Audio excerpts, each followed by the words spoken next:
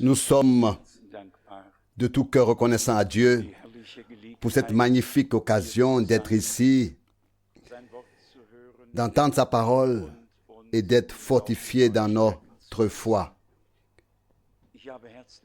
J'ai des salutations cordiales à transmettre de la part des frères et sœurs de l'Autriche et de Suisse.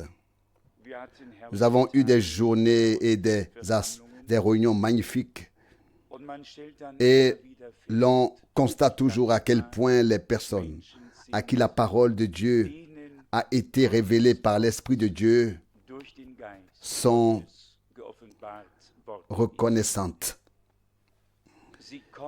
Ils trouvent le repos en Dieu. Et il est écrit, il y a un repos pour le peuple de Dieu présent, un repos présent. D'un autre côté, on voit tant d'agitation parmi les croyants. Les gens qui répandent l'inquiétude n'ont pas encore trouvé le repos en Dieu eux-mêmes. Et l'Écriture sainte dit, dans le récit de la création, que Dieu s'est reposé de toutes ses œuvres. Et dans l'Épître aux Hébreux, que nous aussi, nous nous sommes reposés de toutes nos œuvres.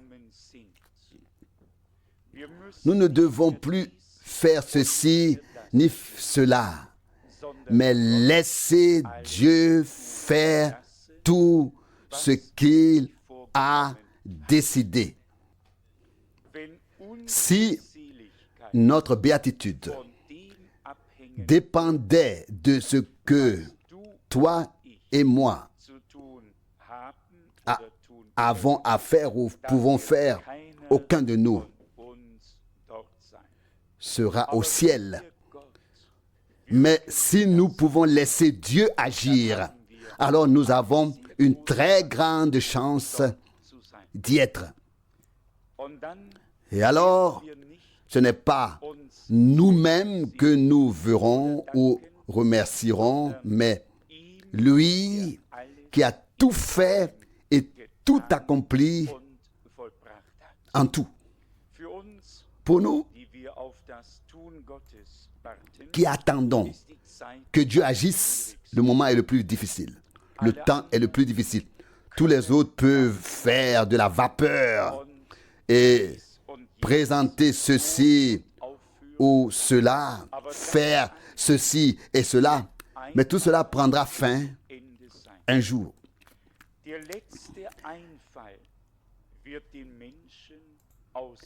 Les hommes seront à court d'idées. Et ensuite, que se passera-t-il alors?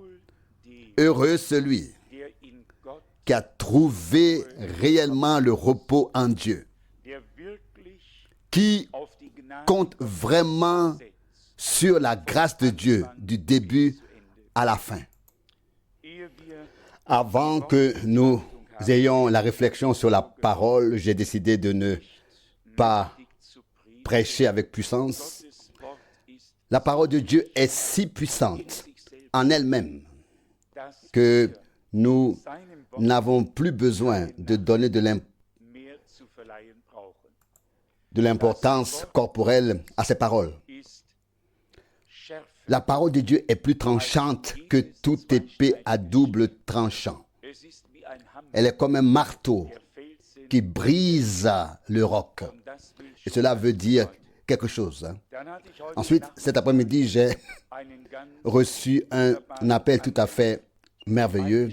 Une sœur dont le fils a eu des crises d'épilepsie presque toute sa vie.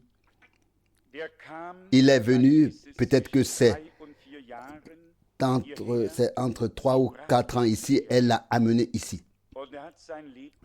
Et il a consacré sa vie au Seigneur et s'est fait baptiser. Et cette sœur n'est plus venue ici depuis le temps de l'épreuve. Mais aujourd'hui, elle ne pouvait plus le supporter. Elle a appelé et a dit, frère Franck, que ce soit pour toi et pour vous un renforcement de la foi. Nous reviendrons, moi et nous. Nous avons traversé beaucoup de choses et nous avons couru après telle ou telle chose. Mais je voudrais encore te dire une chose. Lorsque vous avez prié pour mon fils, Dieu a fait le miracle de la guérison. Jusqu'à aujourd'hui, il n'a plus jamais eu de crise d'épilepsie. Dieu est fidèle. Non pas celui qui prie, mais celui qui croit. Car c'est ce que disent les Saintes Écritures. Ceux qui croient, voici les signes qui accompagneront ceux qui auront cru. Nous pouvons tous prier, mais croyons pendant que nous prions, afin que Dieu puisse confirmer sa parole. Aujourd'hui, nous allons nous pencher sur le livre des Sceaux, et cela avec les dernières pages, c'est-à-dire avec le dernier sceau, un certain nombre de pages. Je l'ai lu il y a quelques jours, et certaines choses vont nous frapper ici. Cela va devenir grand et important pour nous, et nous le faisons toujours en relation avec les paroles de Dieu. Il n'y a pas de proclamation qui vienne de Dieu et qui n'introduise pas dans la parole. Tout message divin vient de la parole et conduit à nouveau dans la parole. Un examen doit être possible et il n'est possible que si l'on peut appliquer le critère de la parole. Comme je l'ai dit, nous allons lire quelques citations. Avant de le faire, je voudrais lire Lévitique 26, verset 42. Lévitique 26, verset 42. Je me souviendrai de mon alliance avec Jacob. Je me souviendrai de mon alliance avec Isaac et de mon alliance avec Abraham. Et je me souviendrai du pays. Pour l'instant seulement jusqu'ici. Dieu a conclu une alliance avec Abraham, une alliance avec Isaac, une alliance avec Jacob, et ensuite, sous Moïse, une alliance avec tout Israël. Et lorsque, en ces jours, nous sommes invités à nous présenter devant le Seigneur en tant que peuple de son alliance, en tant que personne avec lesquelles il a fait l'alliance, il a fait alliance, nous devons garder à l'esprit les paroles de l'alliance et croire ce qu'il a dit. Nous savons que l'obéissance est récompensée par Dieu et que la désobéissance est punie. Et lorsque nous lirons tout à l'heure le livre des Sceaux et aussi Deutéronome 29, nous devrions peut-être lire ici du livre des Sceaux la page 327. J'ai failli dire le verset 20, la page 327. Il est écrit ici, il dit à Abraham que sa semence restera 400 ans dans un pays étranger et qu'après cela, ils en sortiront à main forte.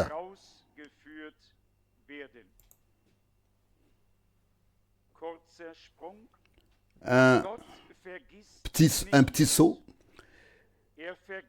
Dieu n'oublie rien, il n'oublie ni ses malédictions ni ses bénédictions. Il restera fidèle à ses promesses. C'est ici que réside la raison de leur absence. J'aimerais que vous lisiez maintenant avec moi le chapitre 29 de Deutéronome. Peut-être aurais-je dû commencer un peu plus tôt. Je le fais maintenant. Je veux que vous lisiez avec moi pendant 1 minute et que vous soyez attentifs. Peut-être ne l'avez-vous pas encore remarqué lors de la représentation de la tribu. Lisez maintenant Apocalypse 7 avec moi et soyez attentifs aux tribus. Dans Apocalypse 7, Dan et Éphraïm sont absents. Ils ne sont pas énumérés parmi les autres tribus, l'avez-vous remarqué? Dan et Éphraïm ne sont pas là. En revanche, Joseph et Lévi ont été insérés à leur place. Pourquoi? Dieu se souvient de toutes les promesses de sa parole. Nous allons maintenant lire cette partie de Deutéronome 29, verset 16. Deutéronome 29, verset 16. Donc les versets qui ont été indiqués, et plus précisément du verset 16. Vous savez vous-même comment nous avons habité dans le pays d'Égypte, comment nous avons passé au milieu des nations que vous avez traversées. Verset 17. Et vous avez vu leurs abominations et leurs idoles de bois et de pierre, d'argent et d'or qui sont chez eux. Qu'il n'y ait parmi vous, verset 18, ni homme ni femme, ni famille ni tribu, dont le cœur se détourne aujourd'hui du Seigneur, notre Dieu, pour aller servir les dieux de ces nations. Ça, c'est le point 1. Voici le point 2, la suite du verset 18, qu'il ne se trouve parmi vous, qu'il ne se trouve pas parmi vous, de racines qui produisent de l'amertume, ou comme ici, le nom de la plante est donné, de la cygue et de l'absinthe comme fruit. Autre traduction du poison et de la mauvaise herbe. Le verset 19, que personne en entendant les paroles de ce traité de malédiction ne se glorifie ensuite dans son cœur en pensant bien, les choses iront malgré tout bien pour moi, même si je marche dans l'endurcissement de mon cœur, cela aurait pour conséquence que tout serait emporté, la terre irriguée et la terre sèche. Arrêtons-nous d'abord ici. Deux choses sont dites ici. La première est que le peuple d'Israël ne sert pas d'autre Dieu. Et la seconde, qu'ils ne doivent pas laisser s'installer en eux la racine de l'amertume qui produit l'absinthe. La racine de l'amertume. Les deux choses sont mises sur le même plan. Puis vient l'avertissement que personne ne pense en lui-même lorsqu'il entend ces paroles de l'alliance. Tout ira bien pour moi, je suis béni et je peux me glorifier. Se glorifier de ton bonheur et du mien et se déclarer bienheureux ne nous aidera pas, toi et moi. Combien de personnes et frères et sœurs, frère Branham l'explique ici. Il y a des gens qui se bénissent eux-mêmes. Et je ne voudrais pas que quelqu'un ait l'impression qu'il s'agit ici d'une grande communauté religieuse seule. Non, nous avons tous vu des gens se bénir eux-mêmes puis s'en aller. Mais ce n'est pas tout. Beaucoup marchent dans les mêmes pas, dans les mêmes traces et pensent qu'ils sont bénis. Ils parlent de bonheur et ne réalisent pas qu'ils ont laissé ces deux conditions inaperçues. D'un côté, nous pourrions dire que nous croyons en un seul Dieu et donc que nous ne croyons pas en des dieux et peut-être regarder les autres de haut en pensant que nous sommes en sécurité car nous croyons en ce seul vrai Dieu, le Dieu d'Abraham, d'Isaac et de Jacob.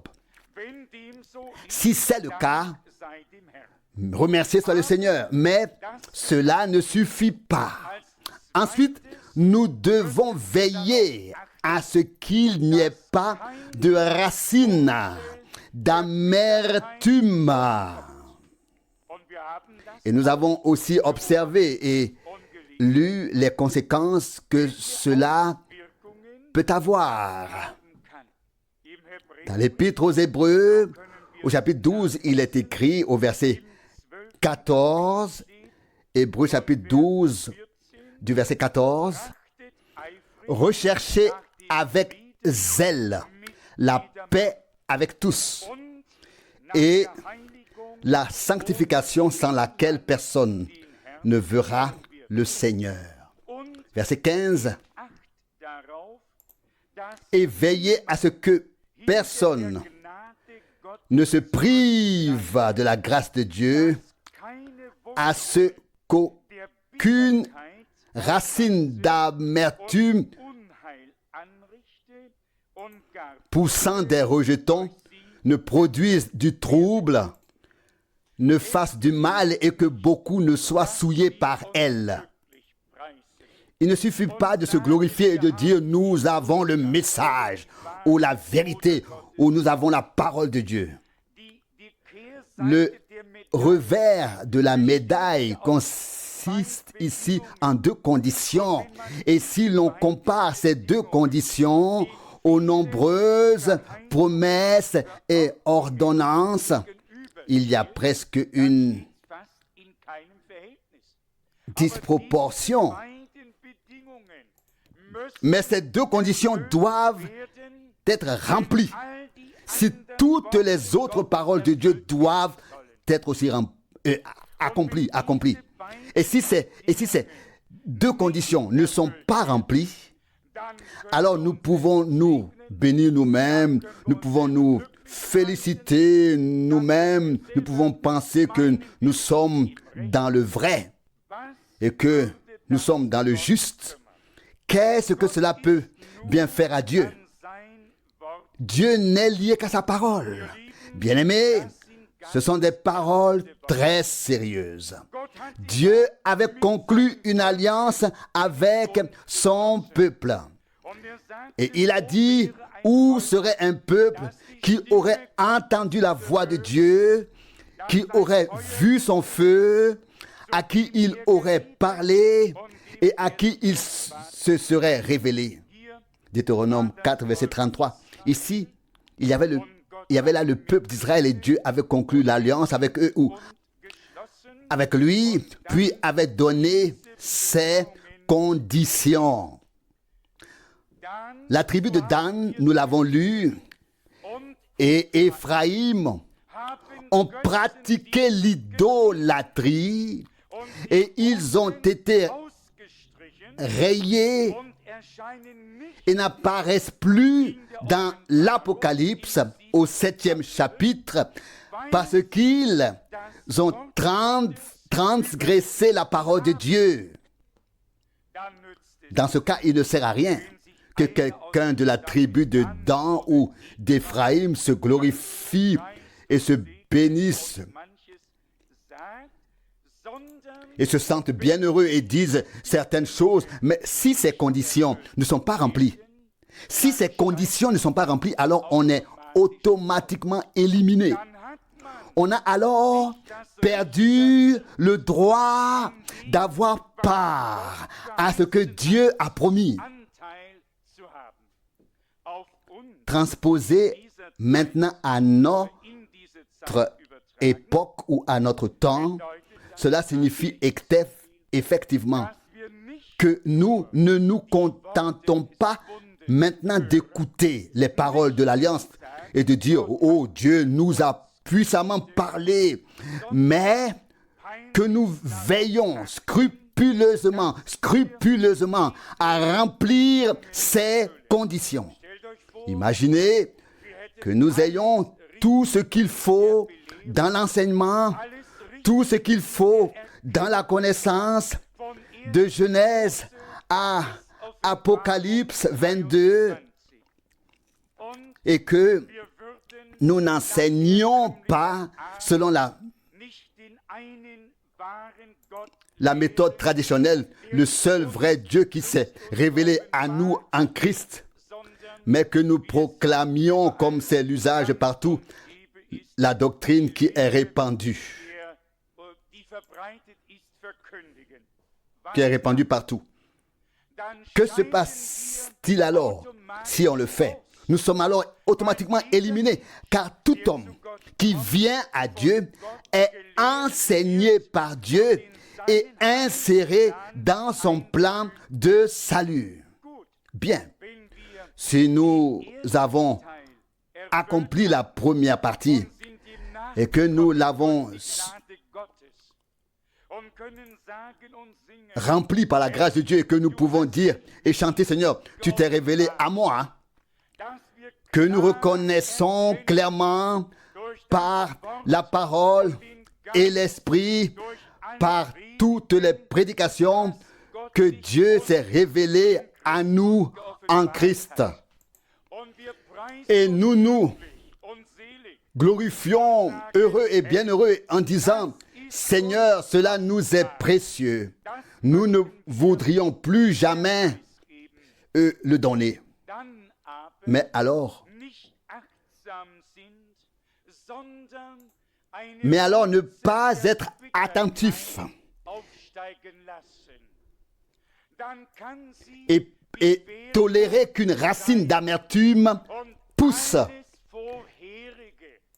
Elle peut alors être comme l'absinthe et remplir tout ce qui précède d'un tel arrière-goût amer qu'il n'est plus comestible, consommable.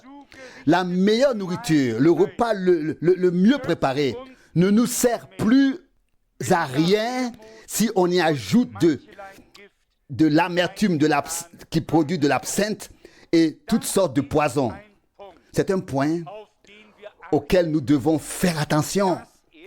Nous pouvons tous maîtriser très rapidement le premier point. Dieu nous a fait la grâce de le faire et cela ne nécessite aucun effort de notre part car nous croyons comme le disent les Écritures. Mais la deuxième partie exige bien sûr un peu plus. Un peu plus. Si autrefois, deux tribus que Dieu avait appelées ont dû être éliminées parce qu'elles ne remplissaient pas les conditions, et si plus tard, en Apocalypse 7, lorsqu'on fait le compte à la fin et qu'on énumère tous ceux à qui Dieu a fait grâce, et voici qu'ils ne sont pas parmi eux. Au début, lors de l'appel à sortir, ils étaient là. À la fin, lorsque la visitation divine a lieu, ils n'en font plus partie. Et ici, Frère Branham l'explique très clairement. À quoi cela sert-il pour moi et pour toi et pour des milliers d'autres s'ils se déclarent heureux et bénis? Et j'ai apporté ici la traduction du Brockhaus. Je voudrais en faire la lecture. L'écriture est un peu conservée petite. Voici ce qui est écrit. Celui dont le cœur se détourne aujourd'hui de Yahvé, notre Dieu, pour aller servir des dieux de ces nations, de peur qu'il n'y ait parmi vous une racine qui porte du poison et de l'arrogance, même si je marche dans l'endurcissement de mon cœur. Remarquez-vous de quoi il s'agit? On peut dire, je suis en paix. J'ai la paix. Et si l'on considère ensuite les voix d'un homme qui dit de sa bouche, j'ai la paix, et que sur toutes ces voix, il n'y a que la discorde, la division, la querelle. À quoi sert-il que quelqu'un dise en lui-même, je suis béni, et que sur toutes ces voix, il n'y a que de la discorde et de la division. Et si l'on dit, il m'est arrivé du bien, j'ai reçu le salut, et qu'il n'y a que du mal et de la discorde sur toutes ces routes et ces voies, nous avons ici affaire à des paroles très graves qui marchent dans l'endurcissement de son cœur. Ici, c'est le dictionnaire Brockhaus de la Bible. Pourquoi est-il encore écrit dans l'Épître aux Hébreux? Hébreux 3, verset 15. Aujourd'hui, si vous entendez sa voix, n'endurcissez pas vos cœurs. La foi en un seul Dieu qui s'est révélé à nous en Jésus-Christ doit avoir pour conséquence que nos cœurs soient renouvelés, nés de nouveau, et qu'aucune racine d'amertume ne puisse pousser, ne puisse s'élever, mais que le fruit paisible de la justice puisse croître et s'épanouir en nous, selon Jacques 3. Ici, le Seigneur, Dieu, a continué à parler. Mais alors, la colère de Yahvé et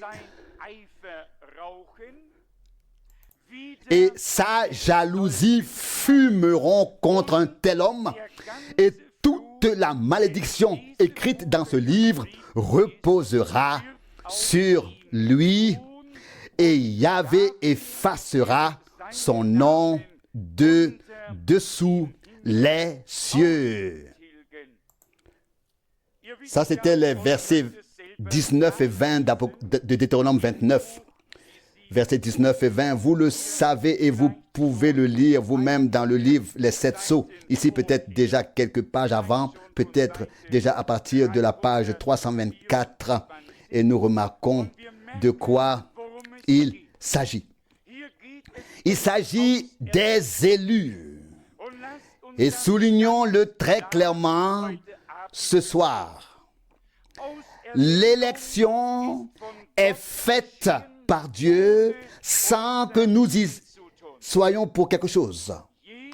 Toute personne qui peut croire de tout cœur qu'elle est élue se laissera placer dans les limites de la parole de Dieu. Ici, frère Branham a parlé de deux lignes, d'une part des 144 000 des 12 tribus d'Israël et d'autre part des élus de l'Église du Nouveau Testament. Avez-vous remarqué en lisant le Nouveau Testament que ni Pierre, ni Jacques, ni Jean n'ont utilisé une seule fois le mot épouse dans toutes leurs épîtres? Pas une seule fois le terme épouse n'a été mentionné par Pierre ou par Paul, Jacques ou Jean. Il s'agissait toujours de l'Église. Mais le terme élection, prédestination, celui-ci a été mentionné assez souvent. Mais à notre époque, où il s'agit d'appeler l'épouse de l'agneau à sortir, c'est justement ce terme qui a été mis au premier plan. Il se trouve dans la Bible, mais dans Apocalypse.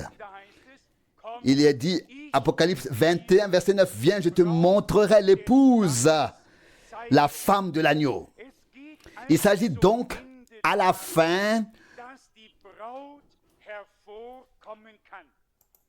que l'épouse puisse sortir et apparaître. Si l'on lit tous ces termes dans les épîtres de Paul et dans celles de Jacques et de Pierre ou de Jean, c'est qu'ils signifiaient la même chose. Ici, à la page 324, il est écrit, citation, notez, que les 144 000 Juifs ont été élus par Dieu et ne s'inclineront pas devant la bête, ni devant les dénominations, ni devant quoi que ce soit d'autre. Oh, quel merveilleux témoignage! Les élus de Dieu ne s'inclinent que devant Dieu et la parole de Dieu. Ils ont en eux un refus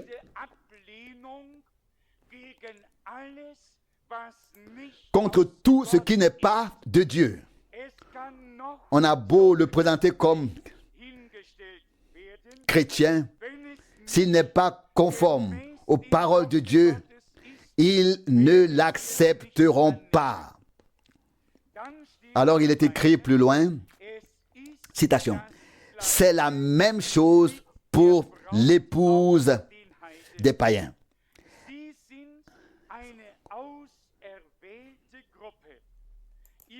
Elles sont un groupe d'élus.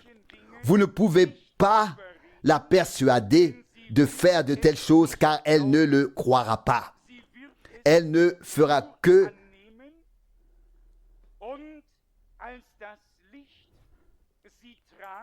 accepter la parole. Et lorsque la lumière l'a frappée, c'est par elle que cela s'est produit. Quand elle verra la confirmation et les preuves, elle regardera à la parole de la Bible et verra que tout concorde. Que tout concorde.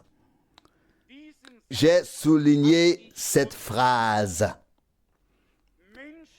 Les personnes qui sont choisies, élues par Dieu et qui sont frappés par la lumière de Dieu sous la prédication de la parole ne méprisent pas la parole pour ensuite se lancer dans une fantaisie, mais comme il est écrit ici, elles regardent dans la parole de la Bible et reconnaissent que tout concorde.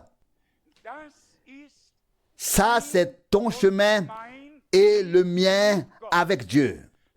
Si nous revendiquons d'avoir été choisis, d'avoir été élus par lui, nous ne marchons pas ici aujourd'hui et là demain. Nous n'avons pas affaire à tel ou tel vent qui souffle, mais seulement au grondement, au bruit impétueux qui descend du ciel sur celle qui attend, sur celle qui prie, sur celle qui croit. Sur ce troupeau qui attend, qui prie et qui croit. C'était aussi un vent, mais ce n'était pas un vent d'un quelconque enseignement. C'était un rugissement venu du ciel pour remplir les vases vides qui avaient reçu et accepté la parole de Dieu. Et nous croyons qu'il en sera de même en ces jours.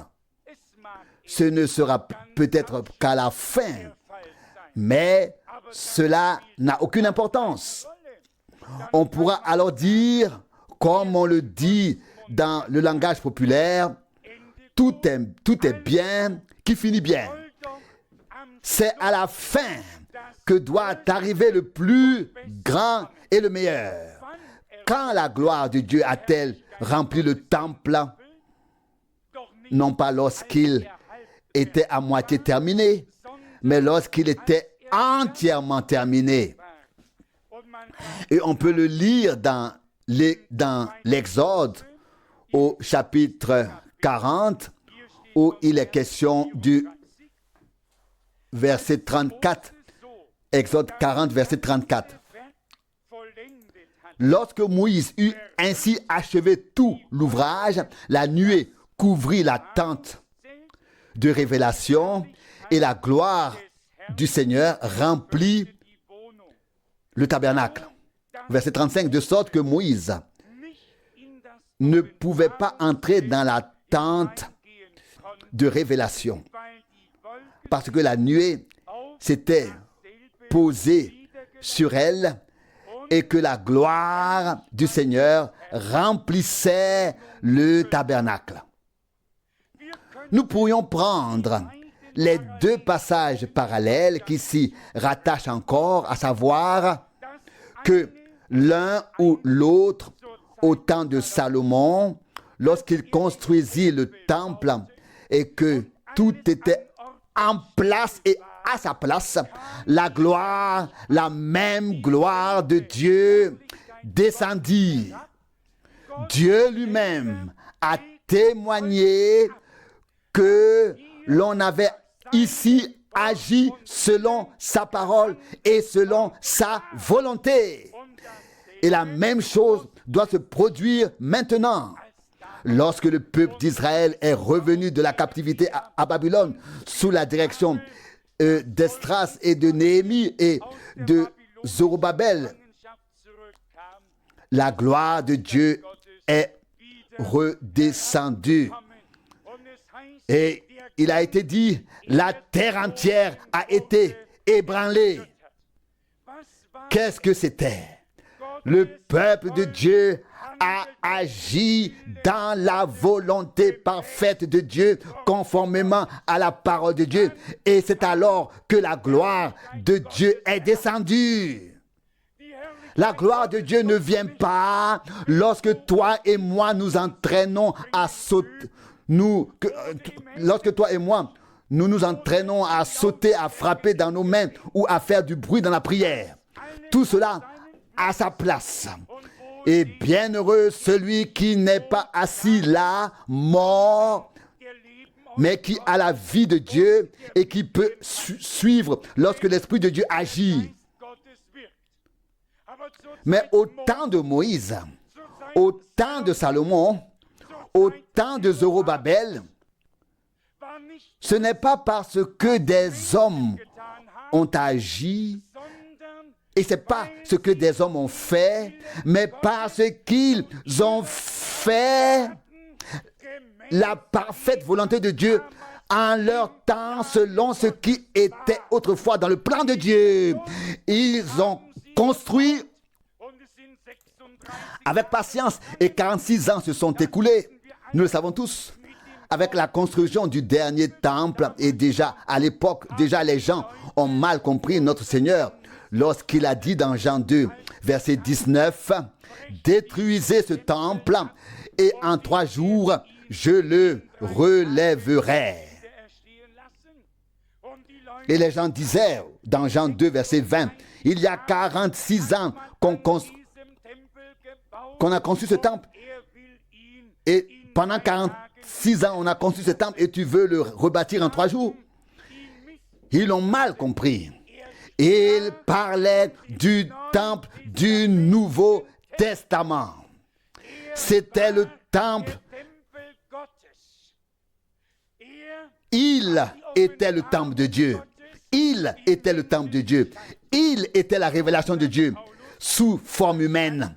Maintenant, Paul dit ou écrit aux Corinthiens, « Vous êtes le temple de Dieu. » 1 Corinthiens 3, verset 16. En tant qu'Église du Nouveau Testament, nous devons comprendre que Dieu a un plan, que Dieu a un programme. Et si l'appel à sortir et la préparation durerait 40 ans, que cela dure donc aussi longtemps. Une chose est sûre, à 100%, c'est qu'à la fin, Dieu remplira son temple de sa gloire et témoignera que les choses ont été faites selon sa parole et sa volonté parfaite. Tout le reste ne sera alors plus demandé. Certes, cela a été long pour Moïse, long pour Salomon, long pour Zorobabel. Et l'attente est une très mauvaise chose. Mais si l'on sait ce que l'on attend, et si l'on sait que Dieu a fait des promesses, pourquoi devrions-nous mettre notre propre feu, allumer notre propre feu, mettre notre propre feu sur l'autel de Dieu? Cela ne sera pas accepté et agréé par Dieu. Qu'est-il arrivé aux gens des jours de Moïse qui ont pris les encensoirs et qui ont mis du feu étranger sur l'autel? Le feu les a lui-même consumés. Il faut savoir attendre dans le royaume de Dieu et lire le dessein divin et ne rien faire sans avoir été appelé et envoyé à le faire. Vous savez, qu'Irénée était l'un des hommes de Dieu de l'époque post-apostolique. Il disait à qui Dieu fait grâce, il montre son plan. Comme un maître d'œuvre montre son plan à ceux qui doivent construire. C'est ce que fait Dieu. Dieu a pris Moïse sur la montagne et lui a montré tout ce qui devait être fait et comment cela devait être fait. Puis, il est descendu de la montagne. Et à la fin, il est écrit, je vais peut-être vous le lire dans le troisième ou dans Exode.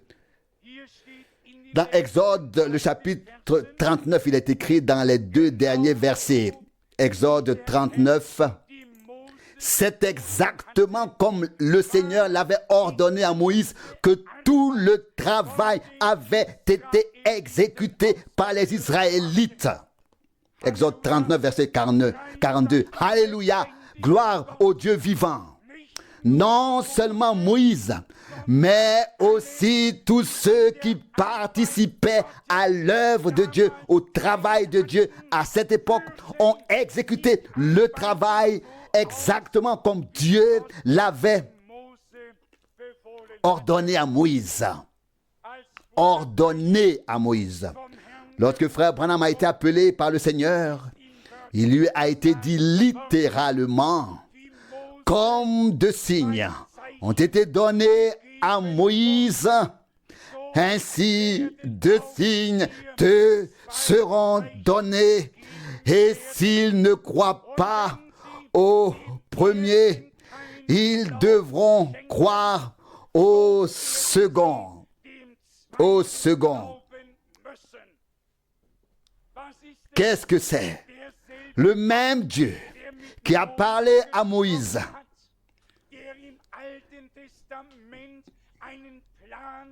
qui avait un plan, qui avait une assemblée dans l'Ancien Testament et un prophète à qui il pouvait parler. Le même Dieu a dû envoyer maintenant à la fin de l'Église du Nouveau Testament un prophète dans cet âge prophétique pour présenter encore une fois le plan clair de Dieu au peuple de Dieu. Et disons-le, Dieu ne change pas. Ses voies et toutes ses actions restent telles qu'elles étaient de toute éternité. Et si autrefois, à l'époque, tous les Israélites impliqués dans le service, dans la tâche, dans l'œuvre,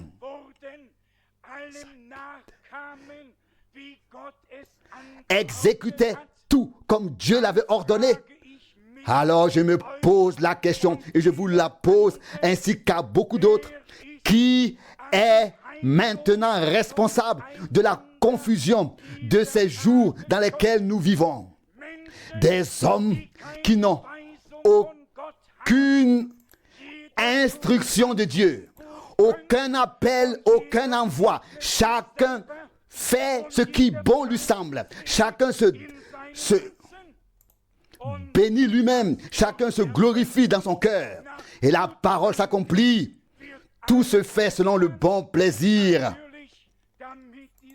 de ces gens. Juge 21, 25. Bien sûr, pour que la chose conserve son apparence pieuse, sans laquelle elle ne pourrait pas être présentée à l'homme, il faut se référer au prophète. Il faut se référer à un homme de Dieu. La parole que le Seigneur adressa alors aux scribes est valable. Matthieu 23, verset 2. Sur la chair de Moïse se sont assis les scribes et les pharisiens. Et ils n'avaient aucune idée de ce que Moïse avait dit par l'Esprit de Dieu. Je relis encore ce verset. Exode 39, verset 42. Exactement comme le Seigneur l'avait ordonné à Moïse, tout le travail avait été exécuté par les Israélites. Verset 43. Lorsque Moïse eut examiné tout ce qu'ils avaient fait et qu'il se fut assuré qu'il l'avait exécuté exactement selon les instructions du Seigneur, il les remercia en leur souhaitant une bénédiction. C'est de cela qu'il s'agit aujourd'hui. Non pas de se faire un nom, non pas de faire n'importe quoi, mais notre action aujourd'hui doit être à la hauteur de ce que Dieu a fait connaître et révéler aux prophètes. Car Elle doit avoir été exécutée comme Dieu l'a ordonné. Imaginez que Moïse ait fait une inspection. Il a regardé autour de lui. Il est dit ici, si merveilleusement, verset 43, lorsque Moïse inspecta tout ce qu'ils avaient fabriqué. Oh, si William Branham aujourd'hui, ou Paul, qu'il s'agisse d'apôtres ou de prophètes, s'ils pouvaient venir aujourd'hui, et si en tant qu'auditeurs silencieux, ils s'asseyaient ici et là dans les réunions, pays par pays, oh mon Dieu, ils s'avanceraient et chasseraient les gens en disant, vous n'avez pas été envoyés par Dieu et vous n'avez pas été appelés parce que vous n'avez pas parlé en accord avec tous les prophètes et apôtres. Il est dit ici, il visita tout ce qu'ils avaient fabriqué. Le jour viendra. Et c'est encore écrit aujourd'hui dans 1 Corinthiens au chapitre 3, peut-être environ au verset 10, que chacun peut bâtir.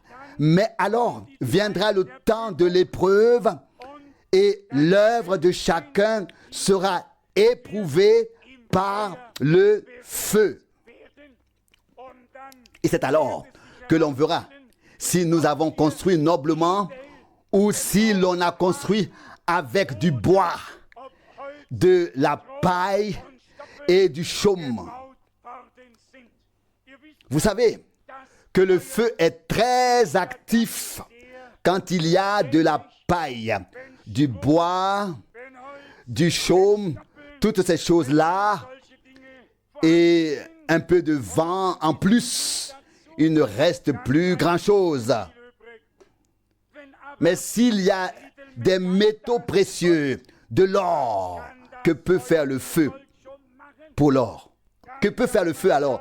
On peut alors dire, chauffe 7 fois plus qu'avant, sans problème. Sans problème. L'or sortira d'autant plus pur qu'il aura reçu et vécu la mise à l'épreuve dans le feu de l'épreuve.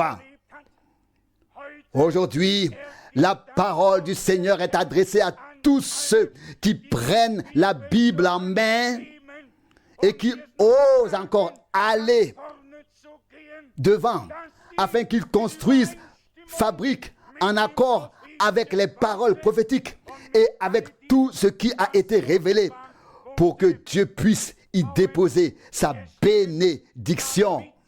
Pour que Dieu puisse y déposer sa bénédiction. Je le relis. Cela ne me saute aux yeux que maintenant. Ce n'est pas avec cette pensée, Dieu le sait, que je suis venu à la réunion aujourd'hui. Il est dit ici au verset 43, lorsque Moïse eut examiné tout ce qu'ils avaient fabriqué et qu'il se fut assuré qu'il l'avait exécuté exactement selon les prescriptions du Seigneur. Du Seigneur. Qu'est-ce que c'était? Il n'est pas dit selon les prescriptions de Moïse. Ils savaient tous que Dieu avait parlé à Moïse et que les ordonnances venaient et ne venaient pas de Moïse, mais qu'elles venaient de Dieu. Et qu'ainsi un saint respect s'imposait à tous parce que ces ordres venaient de Dieu. Ils savaient que ce n'était pas le message de Moïse, que ce n'était pas la chose ni l'œuvre de Moïse, mais que c'était le message de Dieu par Moïse et l'œuvre de Dieu parmi son peuple. Ils ont tout exécuté exactement selon les instructions du Seigneur. Avant que cela puisse avoir lieu, il faut avoir appris à obéir et savoir à quel genre de travail Dieu a destiné les individus dans son royaume. Je suis parfois étonné, et ce n'est pas une critique, juste une constatation, de voir comment des personnes se retrouvent soudainement avec une tâche à accomplir alors qu'elles auraient eu 20 ans pour parler de leur tâche ou pour en parler à un seul. Tout d'un coup, ils sont là. On ne sait pas d'où ils venaient. Ici, nous avons affaire à Dieu et à sa parole. Et je crois que nous avons affaire à Dieu et à ses paroles au pluriel. Et je crois que Dieu a un ordre, car c'est ce qui est écrit dans l'Épître aux Corinthiens. Dieu est un Dieu d'ordre dans toutes les assemblées des saints. 1 Corinthiens 14, 33. Cette parole est encore valable aujourd'hui. Dans les assemblées de ceux qui ont été rachetés, purifiés et sanctifiés par Dieu, l'ordre divin est en vigueur. Alors seulement, tout peut être fait sous la conduite directe, et seulement ainsi, sous la conduite directe du Saint-Esprit, comme le Seigneur l'a ordonné. Mais celui qui pense en lui-même, je suis béni, et qui se donne de la valeur, et pense être quelque chose, et se donne de l'engrais pour être quelque chose, s'en va et pour le constat, et vous le constaterez toujours partout où se trouvent les choses que nous avons lues auparavant, il ne restera rien de bon. Là où il y a de l'arrogance, là où il y a du poison, là où s'élève une telle racine d'amertume, il ne peut rien rester de doux. Ce sont alors des divisions et rien d'autre. J'aimerais souligner et lire encore une fois cette phrase, c'est-à-dire concernant les élus, concernant l'épouse d'entre les païens. Citation, lorsqu'elle voit la confirmation et les preuves, elle regarde à la parole de la Bible et reconnaît que tout concorde. Que tout concorde. En effet, à l'époque de Moïse, on commençait seulement à écrire la Bible. Et pourtant, tous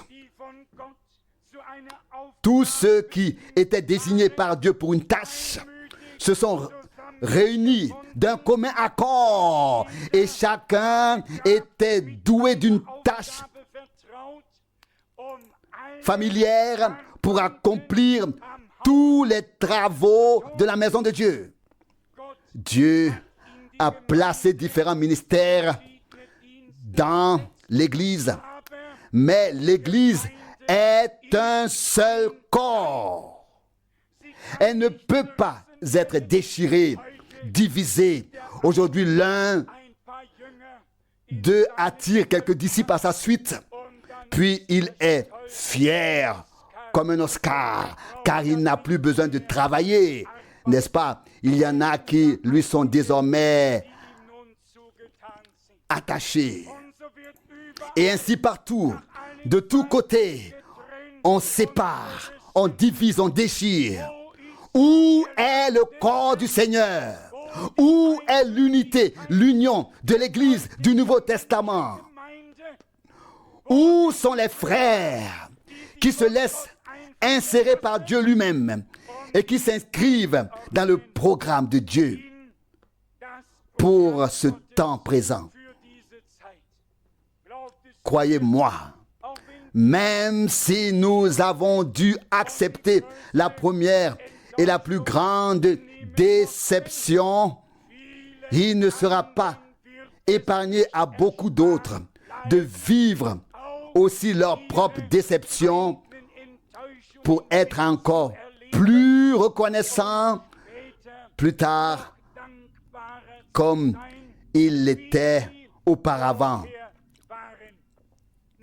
Nous devons seulement veiller à ce que nos cœurs ne s'endurcissent pas et à ce que rien ne s'élève en nous et qu'une racine d'amertume ne se propage. Dieu a un plan jusqu'à la fin du temps de grâce avec tous les peuples de toutes les nations. Le plan de Dieu est de procéder à la fin de ces jours à un appel à sortir des élus et d'en faire son épouse, l'épouse de l'agneau, afin que nous redevenions un seul cœur et une seule âme, et que tout puisse être fait comme le Seigneur, comme Dieu le Seigneur l'a dit par la bouche de ses prophètes et de ses apôtres, et comme il l'a fait résumer de nos jours par le dernier messager. Il n'y a pas d'autre solution telle qu'il a fait proclamer en le résumant de nos jours par le dernier messager. Il n'y a pas d'autre solution. Demain, si Dieu le veut, nous verrons ce qui est encore écrit sur les prochaines pages du livre des Sceaux. Et j'espère que tous ceux qui sont de Dieu ne se laisseront plus mener par le bout du nez avec des slogans pieux, mais comme nous l'avons lu, qu'ils plongeront leur regard seulement dans la parole de Dieu, dans la Bible. Car il est encore écrit, Psaume 119, verset 105, « Ta parole est une lampe à mes pieds, une lumière sur mon sentier. » Non pas l'interprétation, non pas les interprétations, non pas les nombreuses interprétations, oui, mais la parole révélée par le Saint-Esprit. Cher cœur, si tu fais partie de ceux qui, à la fin du temps de grâce, appartiennent maintenant à l'Église épouse du Seigneur, alors toi aussi, tu te laisseras insérer dans le plan de Dieu. Alors, toute volonté personnelle cessera réellement. Tu attendras alors avec patience que ce soit le Seigneur lui-même qui te donne ta place. Et s'il veut t'utiliser, il te le fera savoir. Il te le fera savoir. Ne nous inquiétons pas de cela. Notre Dieu est à l'œuvre. Il a eu Abraham, il a eu Isaac, il a eu Jacob. Il a fait alliance avec eux. Il s'est engagé envers eux. Il a été fidèle. Il a tenu ses promesses et il a béni partout où se trouvaient ceux qui ont accueilli ses paroles, qui ont cru en ses promesses et qui l'ont suivi dans l'obéissance. Il en sera de même en ces jours.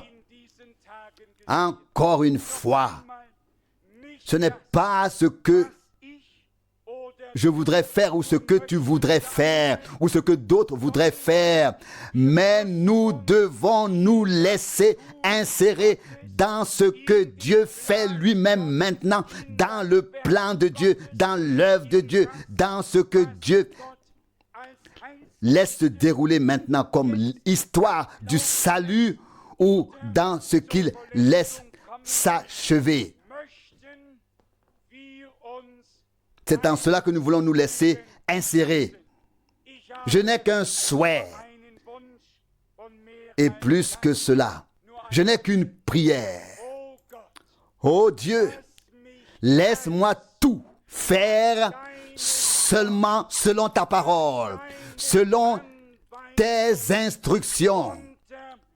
Et cela sous la directe conduite de ton Saint-Esprit.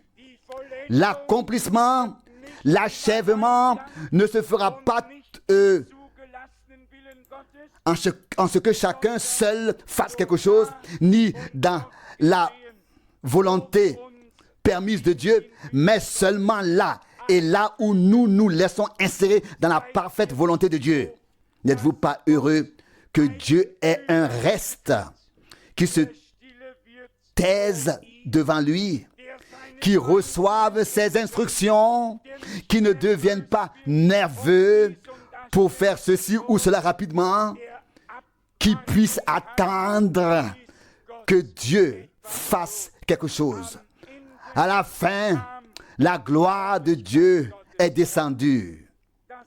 Nous attendons la même chose dans une grande mesure à la fin du temps de grâce que Dieu me donne, ainsi qu'à nous tous, d'avoir compris la leçon de ce soir.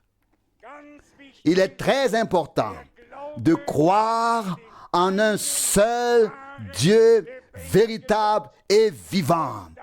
Et ensuite, il faut veiller à ce qu'aucune racine d'amertume ne surgisse qui serait comme l'absinthe et détruirait tout ce que nous avons reçu et accepté auparavant. Cela ne sert alors plus à rien. Au contraire, il peut arriver que si les gens ne font pas attention, leur état devienne plus tard 7 fois pire qu'il ne l'était auparavant. La parole de Dieu ne fait pas de vaines déclarations, mais elle pense ce qu'elle dit et dit ce qu'elle pense. Ne vous découragez pas et ne soyez pas abattus. Remerciez Dieu de tout votre cœur, car c'est lui qui a laissé frère Branham venir et partir sur la montagne qu'il a amenée dans la constellation de la nuée lorsque les 7 anges y sont apparus et qui lui a donné des instructions et des révélations très claires et sans équivoque. Et toute révélation de Dieu est une révélation de sa parole par le Saint-Esprit. Loué soit le nom du Seigneur. Amen. Levons-nous et prions. Père Céleste, je te remercie de tout mon cœur pour ta sainte et précieuse parole. Seigneur, il y a un temps pour tout. Pour nos jours aussi, tu as un plan, tu as un programme. Oh Dieu, insère-nous tous dans ce programme, dans ce plan. Place-nous là où tu veux que nous soyons. Seigneur bien-aimé, nous aspirons à tout exécuter seulement selon ta parole, selon ta volonté, selon ton ordre.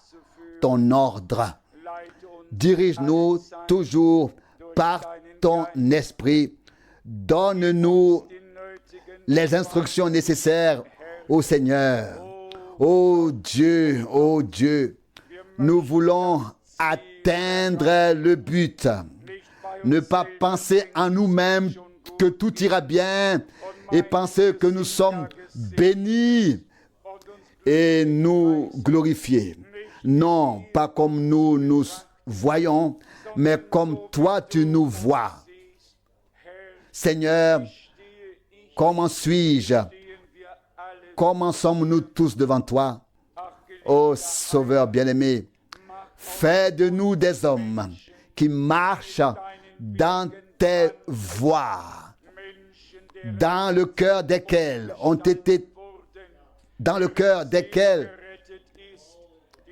tu as produit une transformation, un changement, dont l'âme a été sauvée, qui ont reçu de Dieu une vie nouvelle, qui se soumettent avec respect à toi et à ta parole. Seigneur bien-aimé, je voudrais être trouvé en accord à 100% avec ton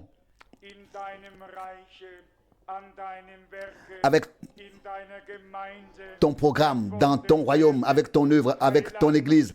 Sauveur, nous te prions ensemble. Fais que nous y parvenions à cause de ta parole, celle que nous avons entendue ce soir.